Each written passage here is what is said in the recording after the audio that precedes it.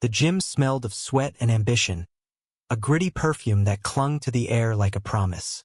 Amara stood in the shadows, her mop paused mid-swipe, watching Javier dance around the ring with a grace that made her heart stutter. Nobody saw the janitor who loved a boxer, nobody, that is, until the night he changed everything. In the heart of Brooklyn, where dreams scraped against reality, Amara Jones, a 28-year-old black trans woman, worked the night shift at Titan's gym. Her days were a rhythm of mops, brooms, and quiet resilience. Her nights a canvas for dreams she dared not speak aloud. She'd grown up in Harlem, where survival meant blending in, but Amara had never been good at hiding. Her short, curly hair framed a face that carried both defiance and warmth, and her laughter could light up even the grimmest corners of the gym. But the regulars, hulking men with egos as big as their biceps, saw only the janitor, the weird one, the punchline to their crude jokes. "Hey, Amara," they'd snicker. "You mopping up your feelings tonight?"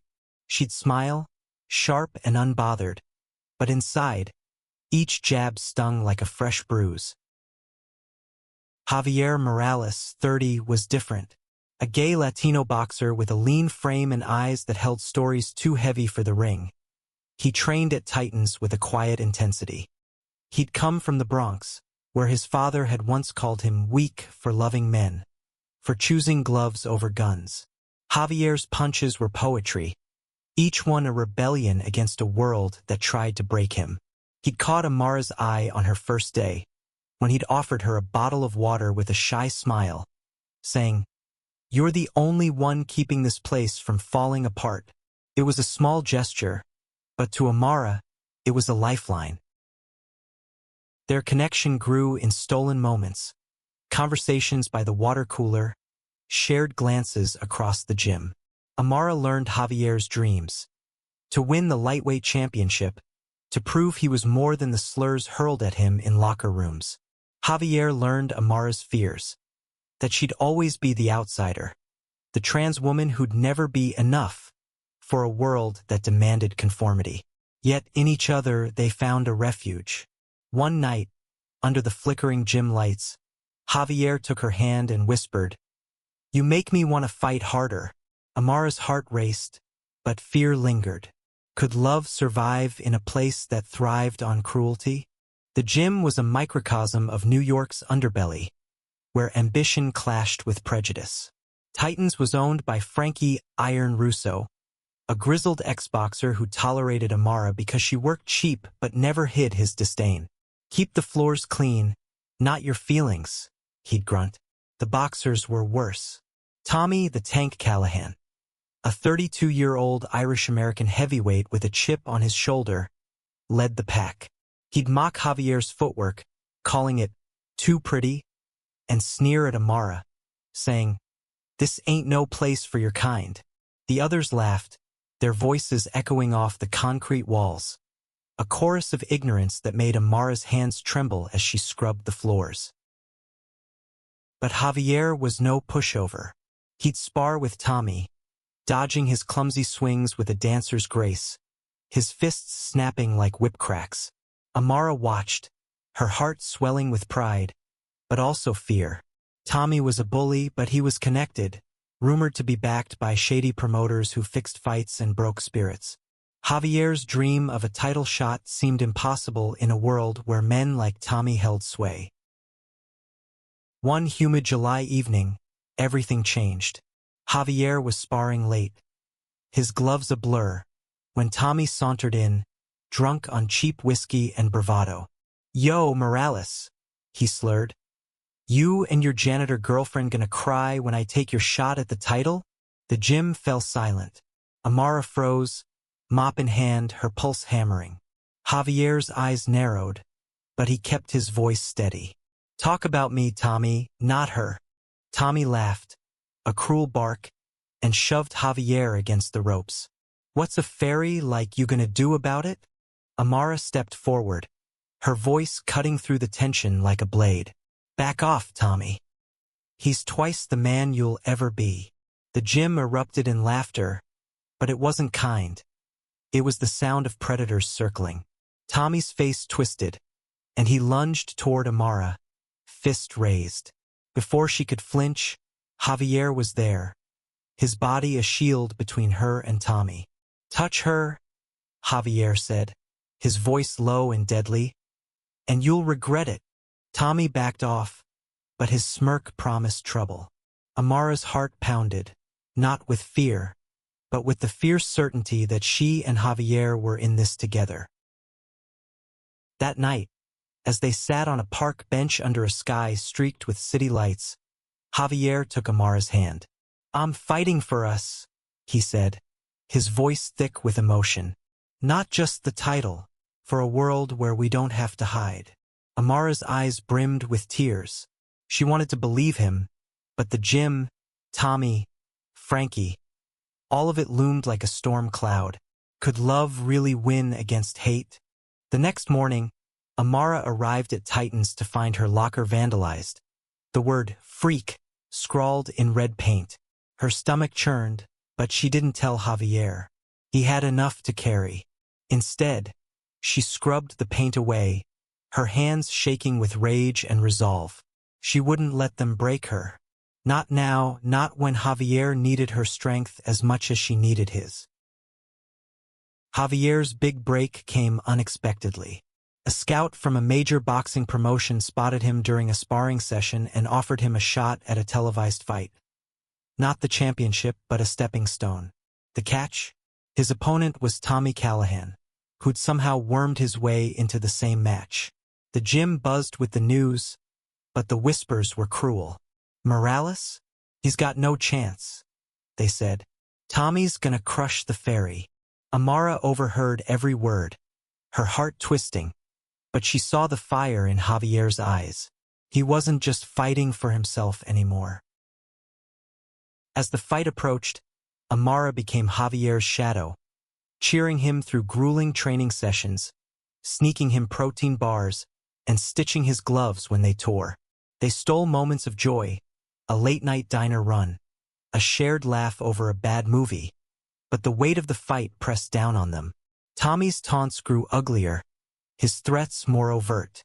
One night, he cornered Amara in the locker room, his breath hot with menace. "When I knock out your boyfriend, you're next," he hissed. Amara stood tall, her voice steady. "You'll have to get through me first." Tommy laughed, but something in her eyes made him step back. The night before the fight, Javier and Amara sat on their park bench, the city humming around them. "If I lose," Javier said, his voice barely a whisper, "they'll never let me forget it." Amara squeezed his hand. "You won't lose," she said fiercely. "You're fighting for something bigger than them." She didn't say it, but she meant us. For the first time, Javier leaned in and kissed her, a soft, electric moment that felt like a vow. Amara's heart soared, but a shadow lingered. Tomorrow everything would change. The arena lights blazed like 1,000 suns, casting sharp shadows across the ring where Javier stood, his gloves gleaming with fresh tape. Amara watched from the sidelines, her janitor's uniform swapped for a borrowed jacket, her heart a drumbeat of hope and dread. Tonight, Javier wasn't just fighting Tommy Callahan. He was fighting a world that laughed at them both. The crowd roared as the announcer's voice boomed, introducing Javier as the Bronx Blaze, a nickname he'd earned for his lightning-fast jabs. Across the ring, Tommy hulkied like a storm cloud, his smirk visible even from Amara's seat. The bell rang, and the fight began with a fury that made her breath catch. Javier moved like water, slipping past Tommy's heavy swings, his feet a blur on the canvas. But Tommy was relentless, his punches wild but powerful, each one a reminder of the hate he carried. Amara gripped the edge of her seat, whispering, "Come on, Javier, for us." The first round was brutal.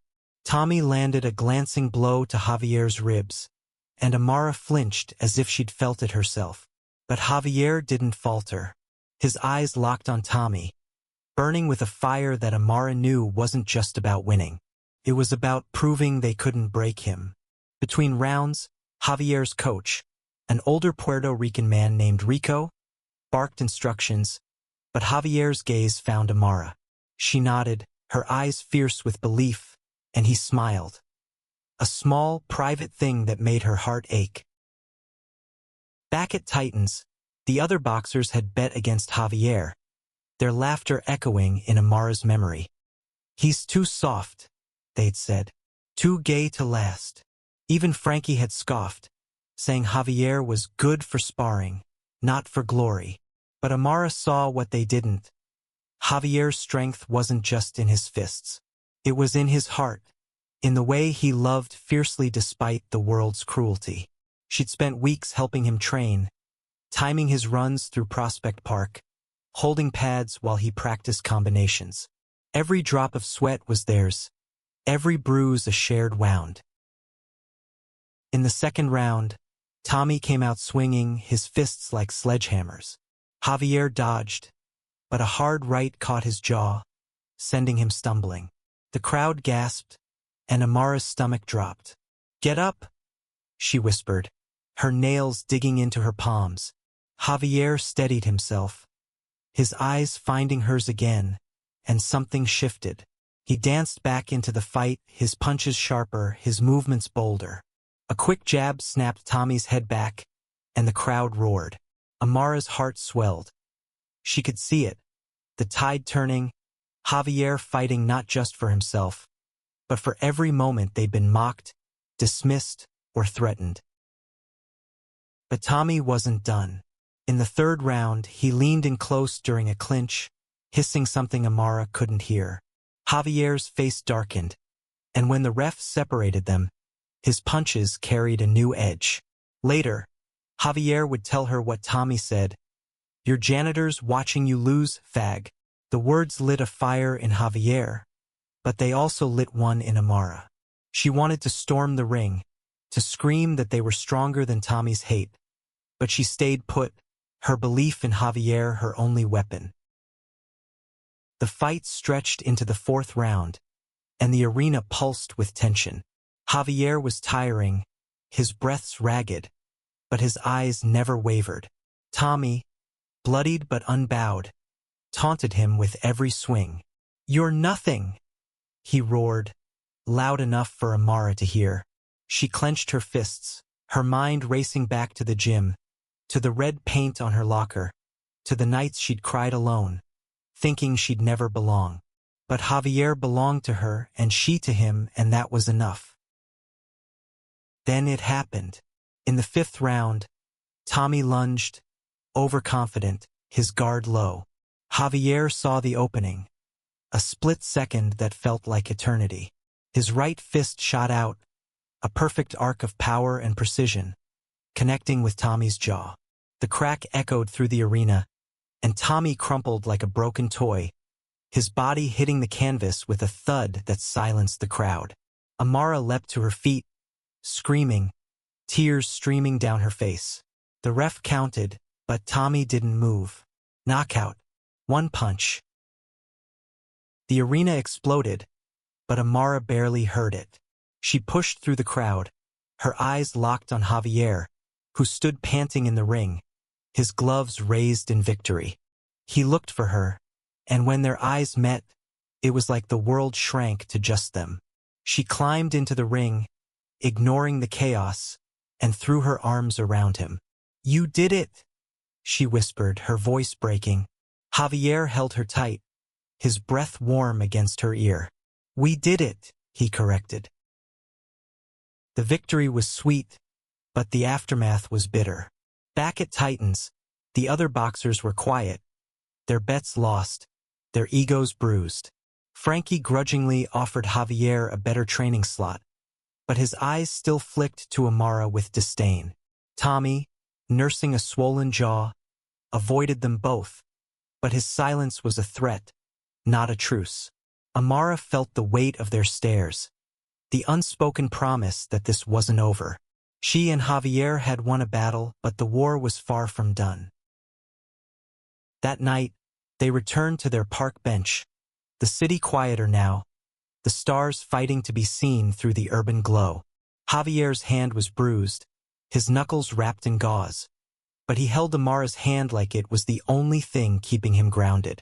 "They're never gonna stop," he said softly, his voice heavy with truth. Amara nodded, her heart aching but resolute. "Then we keep fighting," she said. "Together." Javier smiled, and in that moment they were untouchable. But trouble was brewing. Amara overheard whispers at the gym. Tommy's promoters were furious, and they didn't lose gracefully. There were rumors of a rematch, but not the kind fought in a ring.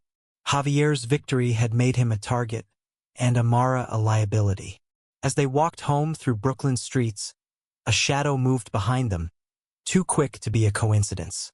Amara's pulse quickened, but she didn't let go of Javier's hand. Whatever came next, they'd face it together. The Brooklyn streets were a maze of shadows, each corner hiding a threat Amara couldn't name but felt in her bones. She and Javier walked hand in hand, his knuckles still tender from the fight, her heart heavy with the weight of their victory. They'd beaten Tommy, but the city didn't cheer for underdogs like them. It waited to strike. The days after Javier's knockout were a whirlwind. Local blogs buzzed with headlines. Bronx Blaze shocks Titans gym. Fans stopped Javier on the street, asking for selfies, their smiles genuine but fleeting. Amara watched it all with pride, but also unease. Titans gym was colder now, the other boxers' silence sharper than their taunts. Frankie's grudging respect came with a warning, "Don't get cocky, Morales. You're still nobody." Amara overheard worse, whispers of Tommy's promoters plotting revenge, their money tied to his reputation. She kept it from Javier, not wanting to dim his light, but the fear gnawed at her. Amara's own battles were quieter but no less fierce. At 28, she'd fought to be herself in a world that demanded she be someone else. Transitioning in Harlem had been a war of small victories. Finding a doctor who listened, saving for each step, enduring the stares. Titans was supposed to be a fresh start, but the vandalism on her locker wasn't the end. Someone slashed her bike tires outside the gym, leaving a note, "Leave or else." She burned it, her hands shaking, but didn't tell Javier. He was training for the next fight, a bigger one, a chance to climb closer to the title. She wouldn't let her pain distract him. Their love, though, was a fire that refused to die. They stole moments in the chaos. A quick kiss in the gym storage room. A shared coffee at a diner where nobody knew their names. Javier told her stories of his childhood, of sneaking into boxing gyms to escape his father's rage. Amara shared her own. Nights spent dreaming of a life where she could walk without looking over her shoulder.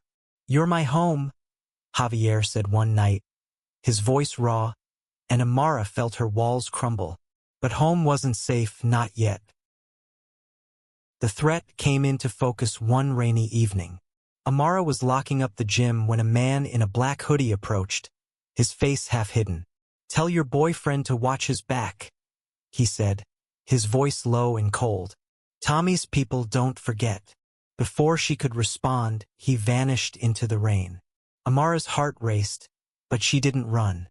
She called Javier, her voice steady despite the fear. "We need to talk," she said when he arrived, soaked from his run. She told him everything, the note, the tires, the man. Javier's face hardened, but his touch was gentle as he pulled her close. "They're scared of us," he said. "That's why they're doing this." Javier's next fight was against a ranked contender, Malik the Viper Jackson, a 29-year-old black boxer from Queens with a reputation for precision. The stakes were higher now, win and Javier would be in the title conversation. Lose and he'd be back to square one. Amara helped him prepare, her days a blur of work and worry. She noticed Tommy lurking at the gym, his jaw still bruised, his eyes venomous. He didn't speak, but his presence was a warning. Amara started carrying a small knife, hidden in her bag, not because she wanted to use it, but because she refused to be helpless. The night of the fight arrived. a storm brewing outside the Manhattan Arena. Amara sat closer this time, her borrowed jacket swapped for a shirt with Bronx Blaze scrawled in marker. The crowd was electric, but her eyes were on Javier. Malik was fast, his punches surgical, and Javier took hits that made Amara wince. But he fought with a fire she'd never seen, his gloves a blur, his body weaving through Malik's attacks. In the 6th round, Javier landed a combination that staggered Malik, and the crowd surged to its feet. Amara screamed, her voice lost in the chaos, but her heart was with every punch. Javier won by decision, his hand raised as the arena shook with cheers. Amara rushed to him, ignoring the security guards, and they held each other in the ring, the world fading away. "You're unstoppable," she whispered, and Javier laughed, his breath ragged. "Only because of you." But as they left the arena, a group of men waited in the parking lot, their faces hard. One stepped forward, his voice familiar from the rainy night. "You think you're a hero, Morales? You're nothing." Javier stepped in front of Amara, his fists clenched, but she grabbed his arm. "Not like this," she said, her voice firm. They backed away, the men's laughter chasing them into the night. Back at their park bench, Javier was quiet, his victory overshadowed by the threat. "I can't keep putting you in danger," he said, his voice breaking. Amara shook her head, her eyes fierce. "We're in this together, Javier. Always." But as they sat, the city's pulse felt like a warning. Tommy's promoters weren't done, and the next fight wouldn't be in a ring. Amara felt the weight of it, but also the strength of their love. They'd face whatever came, side by side. The city's heartbeat was a drumroll of danger, each night darker than the last. Amara and Javier clung to each other, their love a lighthouse in the storm, but the shadows were closing in. Tommy's promoters weren't just angry, they were vengeful, and their reach stretched far beyond the ring. Javier's win over Malik had made him a name, but fame came with a price. Blogs now called him the gay boxer breaking barriers, and while some cheered, others sneered. Hate mail arrived at Titans, anonymous letters filled with slurs and threats. Amara found one taped to her locker, the words "You'll both pay" scrawled in black ink. She tore it up, her hands steady, but her heart raced. She didn't tell Javier, not when he was training for the biggest fight of his life, a title eliminator against a veteran named Diego, the Bull Torres. Diego, a 35-year-old Mexican-American, was a legend in the lightweight division, his fists like thunder, his record a wall of wins. Javier trained harder than ever, his days a blur of roadwork, sparring, and strategy sessions with Rico. Amara was there for it all, her mop forgotten as she held pads, counted reps, and whispered encouragement. But the gym was a minefield now. Tommy had returned. His jaw healed, but his pride shattered. He didn't taunt anymore. He watched, his silence more dangerous than his words. Amara caught him talking to a man in a suit, someone she'd seen with the promoters, and her stomach twisted. They were planning something, but what? One night, as Amara locked up the gym, she heard footsteps behind her. She turned, her knife in her bag within reach, but it was Rico. "You're good for him," he said, his voice gruff but kind. "But you're both in deep. Those promoters don't play fair." He handed her a crumpled business card with a name, Vincent Moretti, a promoter known for fixing fights and worse. "Watch your back," Rico said before disappearing into the night. Amara's blood ran cold. Vincent was the man in the suit, and he was tied to Tommy. She told Javier that night, their park bench their only sanctuary. His face darkened, but he didn't flinch. "I'll fight Diego fair," he said. "But if they come for us, I'm ready." Amara nodded, her resolve hardening. She wasn't just a janitor anymore. She was Javier's partner, his equal in this fight. They spent the night planning not just for the ring, but for survival. Amara suggested they go public, use Javier's growing fame to shine a light on the threats. Javier hesitated. Exposure could make things worse, but he trusted her. Okay, he said. We tell our story.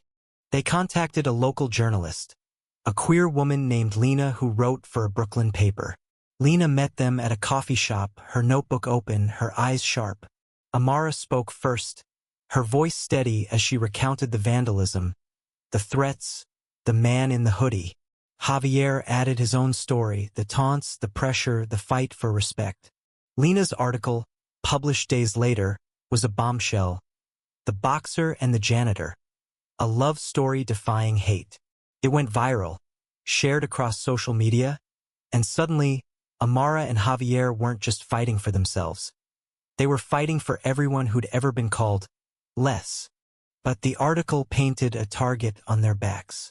The night before Javier's fight with Diego, someone broke into Amara's apartment, trashing her furniture and leaving a photo of her and Javier with a red X over their faces.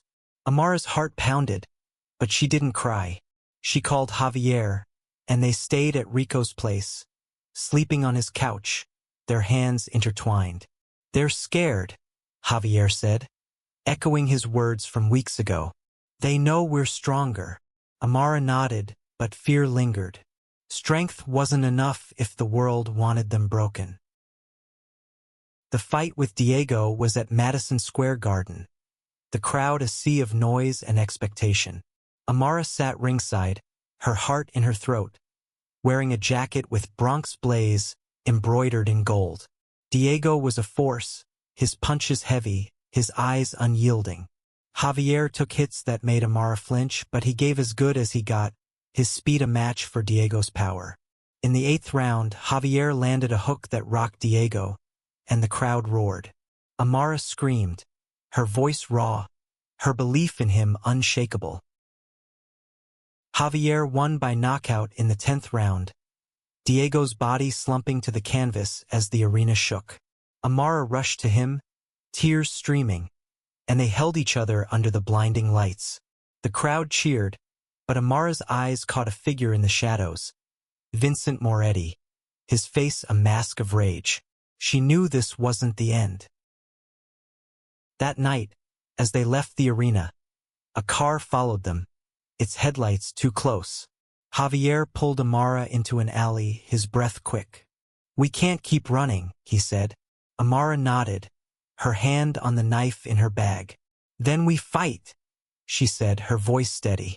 They weren't just a boxer and a janitor anymore. They were a force, and they'd face whatever came next together. The alley was a trap of shadows, the city's pulse a warning in Amara's ears. Javier stood beside her, his fists clenched, his eyes scanning the darkness. They'd won in the ring, but the real fight was here, now, and it would take everything they had to survive. The car's headlights cut through the night, pinning them against the brick wall. Vincent Moretti stepped out, flanked by 2 men, their faces hard as stone.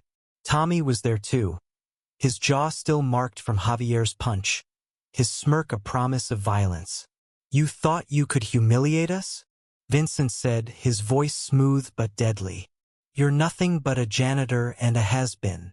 Amara's hand tightened on her knife, but Javier stepped forward, his voice steady. We're more than you'll ever understand. Vincent laughed, but it was cold, empty. You've got one chance, he said. Throw the next fight or you're done. Both of you. Amara's heart raced, but she saw the fire in Javier's eyes, the same fire that had knocked out Tommy, Malik, and Diego. We don't bow to cowards, Javier said, and Amara felt a surge of pride. They were in this together, no matter the cost. The men moved closer, and Amara's instincts kicked in. She pulled the knife, not to strike but to warn, her voice cutting through the tension. Back off, or you'll regret it. Tommy laughed, but Vincent's eyes narrowed. He raised a hand and the men stopped. You're brave, he said. Stupid, but brave. He turned to leave, but his parting words were a blade. This isn't over. The next weeks were a gauntlet. Javier's title shot was confirmed, a fight against the lightweight champion, a Russian named Ivan the Tsar Volkov. But the threats didn't stop. Amara's bike was stolen, her phone flooded with anonymous texts. Quit or die. Javier found his gym bag slashed, his gloves ruined. They reported it to the police, but the cops shrugged. Without proof, Vincent was untouchable. Lena's articles kept their story alive, rallying support from queer communities and boxing fans. But it also fueled the hate. Protesters gathered outside Titans, some cheering Javier, others shouting slurs. Amara and Javier stood tall, their love a shield, but the weight was crushing. They found solace in small moments, dancing in their tiny apartment to old salsa records, sharing dreams of a future where they could just be. Amara started taking self-defense classes, her body growing stronger, her confidence a quiet fire. Javier trained with a ferocity that scared even Rico, his punches carrying the weight of every insult, every threat. "This is for us," he'd say, and Amara believed him. The title fight was in Las Vegas, a glittering stage for their final stand. Amara sat ringside, her heart a storm of hope and fear. Ivan was a giant, his fists like hammers, his record unbroken. Javier was the underdog, but the crowd loved him, chanting Bronx Blaze as he stepped into the ring. Amara wore a necklace Javier had given her, a tiny boxing glove pendant, a reminder of their bond. The bell rang, and the fight was brutal. Ivan's punches shook Javier, but he danced, dodged, struck back. Amara screamed until her throat was raw, her belief in him a lifeline. In the 12th round, Javier was bloodied but unbowed. Ivan swung, overconfident, and Javier saw his chance. One punch, a right hook, perfect and pure, connected with Ivan's chin. The champion fell, the arena silent for a heartbeat before erupting. Amara leapt to her feet, tears streaming, as Javier was declared the new lightweight champion. They embraced in the ring, the world a blur, their love the only thing that mattered. But Vincent was there, in the shadows, his face a mask of defeat. Amara knew he wouldn't stop, but something had changed. The crowd's cheers, Lena's articles, the support pouring in from strangers. It was a tidal wave. They weren't alone anymore. Back in Brooklyn, they faced the fallout. Vincent's men backed off, their power weakened by Javier's victory and the public's love. Tommy left Titans, his tail between his legs. Frankie, grudgingly, offered Amara a raise, but she quit, her sights set on something bigger. A community center for queer youth, where she and Javier could teach resilience, love, and strength. Years later, they sat on their park bench, the city softer now, their hands still intertwined. Javier's championship belt was at home, a symbol of their fight, but the real victory was here, in the quiet moments they'd earned. "We did it," Amara said, her voice thick with emotion. Javier kissed her, his smile brighter than the city lights. "Yeah," he said, "we showed them love always wins." Their story wasn't just theirs anymore. It was a beacon, a reminder that even in the darkest corners, love could knock out hate with one punch.